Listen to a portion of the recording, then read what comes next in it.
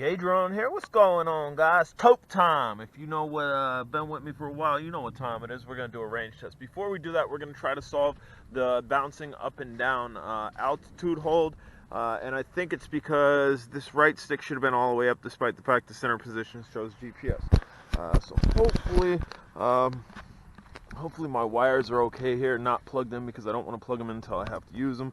So I am going to try to, the remote controller is connected and my battery is good. I'm just going to try to take off here like this and see if it'll hold. We are locked on to 13 satellites. So we are going to go, and the manual says down and in, or down and out. So we're going to go down and out, which might work, kind of works. We're going to go up. There you go. So altitude hold works as it should.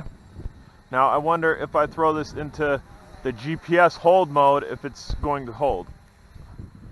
It does. So that's what you need to do. If it's bouncing up and down like my last flight was, that's what you need to do. You need to take off in altitude hold mode first, and then you need to put it in GPS mode. So I'm going to go ahead and set this down. I need to connect my AIO. Then we're going to be using the FXT goggles here. Try to land this. The ground's really soft right now. It was warm and now it's not warm. So we're just going to hold down. Hopefully that shuts off.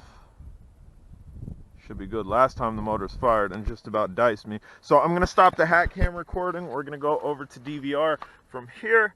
Alright, you can see GPS hold full effect. It is working. Altitude hold was working as well.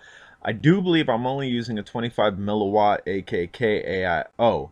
And the reason I think that is because I did try to change it to the 3-bar setting before I started, and it was only giving me 0, which I think was pit mode, and 2, which was the 25 milliwatts. Because as you can see, we're already getting feedback here, but it's not bad. We can fly through this, so this will be a good test of this AIO. It'll be a good test of the drone itself. And again, we can see through it. A little flickering, it's a little bit annoying, but again, visibility is there, and as far out as we go here is pretty impressive, especially with a 25 milliwatt AIO. These drones I think can be found for just over $100 now. You're not going to get it for the camera unless you're going to fly really slow. The only way you're going to get decent video quality from the stock camera on this is if you're going to fly really slow. If you're going to super baby walk the drone. If you're actually going to fly flat, you're not going to get much from the camera, so you're going to want to put your own type of camera setup on it. And right here, it starts getting flaky, and then like, nah, we'll keep going. And but as far as range goes, this is stock range. The controller to drone range is rated for 8,000 meters. I am not sure that we hit 8,000 meters here. We're right at that water spot, almost at the tip of that water spot off of the right there. And we're still going a little bit, and then I decide to turn around. So we did. We actually went over the advertised range, which is that top number, 1,000 meters. We didn't go over by much, but we did definitely go over it. And that website that I used, that I pulled that image from, that I'm actually able to measure as far as we've gone, is I think it's lotsize.com. Findlotsize.com. That's exactly what it is. So if you ever do any type of range runs and you want to get an exact distance that you ran, because maybe you're testing stuff like I am, maybe you're doing a max distance run, maybe you're doing a mile distance run, you can use findlotsize.com. Zero affiliation with them. I've been using them forever. It's just the best way to do it, I think. It's the best tool that I've used that's free on the internet to do it. So on the way back, as you can see, it's taking a little bit of time to get on the way back. And what's going to be really here, check it out. We have no feedback, right? Okay. Then we have feedback. Watch, we're going to have no feedback again. That's me putting my finger on my antenna at the base of the brass part of the antenna. I don't know if that makes me the antenna too. if me touching that makes me a part of the antenna, that it clears up the feedback. I don't know, but that's exactly what was going on there. Because I was just on the way back, I was making sure, because on the way back I thought my feedback should lessen because now the antenna is facing towards me. But again, we're using a 25 milliwatt and I'm used to using a 200 milliwatt. So I decided to make sure that my antennas were tight, and they were tight. But upon touching it, I noticed my feedback went away. So that's interesting. But we're right now it's turned away from me. I have absolutely no control over it. It's backpedaling. And I think that's because it's brutal cold out here and there's a heavy draw on the battery, and you'll see why I think there's a heavy draw on the battery, where maybe it hit the LVC point where it realized it's a little bit of ways from home, that it needs to get back to a certain point of I guess you would say geofence type area, like get back into a fencing, a safe area. That way it could make it home and not just drop, because this is a return home drone. This is a full GPS drone. It is a feature enriched drone.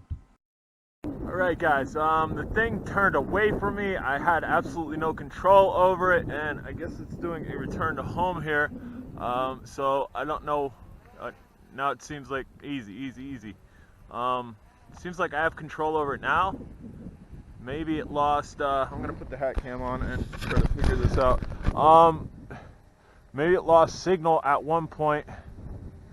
Yeah, because I have control over it now where I can adjust my pitching. I'm coming down. What do we got? We got all red lights, and my app has not reconnected yet. Again, so it probably initiated a return home. You can see the battery is on 2 little blinkies, but as you can see, we've solved the dropping and whatnot. It was just user error on my part. You should take off in altitude hold mode, then initiate your GPS for this to work properly. And look, it's turning. Again, I'm not doing this. I'm not sure why it's doing that.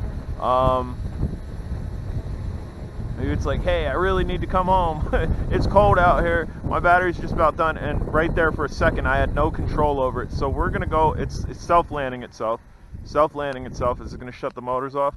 So shut the motors off. I think I'm only using a 25 milliwatt camera, AIO on the front of it. That's why our signal got a little sketchy out there. But it went out. It did this field. It did the next field. We went halfway into the next field. So it probably got the advertised 1,000 meter range, which is what they rate this. They rate the app around I think around 300 to 400 meters, which it doesn't get close to that. It only gets about 100.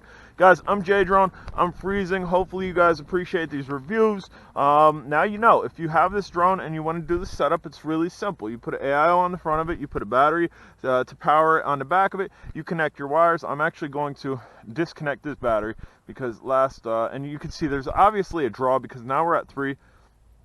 Weird draw on this, and I'm trying to turn it off. There we go. It's off. That way I don't get sliced and diced. And the way you disconnect this is simply by disconnecting this, and we're good to go now, guys. That was successful. I need to get inside. I'm freezing. And just to show you my FXT goggles setup, which my FXT goggles are still on. My DVR should have recorded. If it recorded, you've seen it. I think it was weird. We were out there and I was getting staticky. I put my finger on this and it cleared up. So I don't know if it incorporated me into the antenna or whatnot, but I've not had any issues with these antennas. I think I'm only using like a 25 milliwatt. I don't know, because usually I get really good distance on these. I think we went close to a mile or 2 miles with this. It's an extreme crosshair antenna. All right, let's go ahead and turn this off. If you guys haven't subscribed, smash the subscribe button. FXT goggles, great for anybody that wears glasses. Your glasses will fit right in there. These are the most comfortable pair of goggles that I own. Fat Sharks are the most portable. That's why I generally use them. If these were more portable with the same type of comfort, I would use these all the time. But they're a little bit boxy, a little bit big. They take up a lot of room when you're packaging. I gotta get inside. I'm free.